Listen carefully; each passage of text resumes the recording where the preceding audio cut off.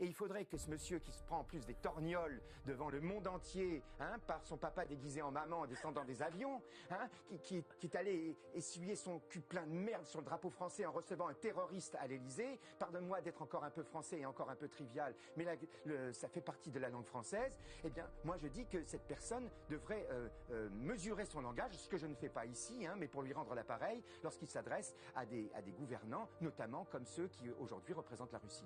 Est-ce que vous vous êtes posé la question de savoir pourquoi quelqu'un qui est sûr qu'il va perdre une guerre veut à ce point la déclencher? Vous imaginez bien que la France ou même l'Union européenne contre la Russie, ça va dans le mur. On ne gagnera. J'imagine que tu as la réponse. Ben oui, la réponse c'est quoi, d'après toi? Parce qu'ils en ont besoin. Ils ont besoin de sacrifier les peuples européens? Oui, ils ont besoin, déjà pour sauver leur cul déjà. Ils ont besoin, ils ont commis tellement de crimes, ils ont tellement précipité nos nations vers la faillite économique et la banqueroute.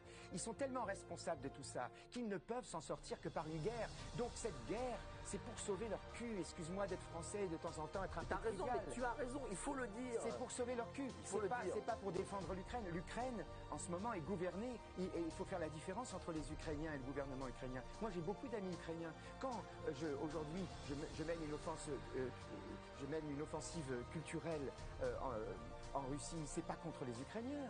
C'est simplement parce que je vis dans un pays où tous les jours, les gouvernants insultent le peuple russe. On ne parle pas comme ça à des Russes. D'ailleurs, on ne parle comme ça à personne.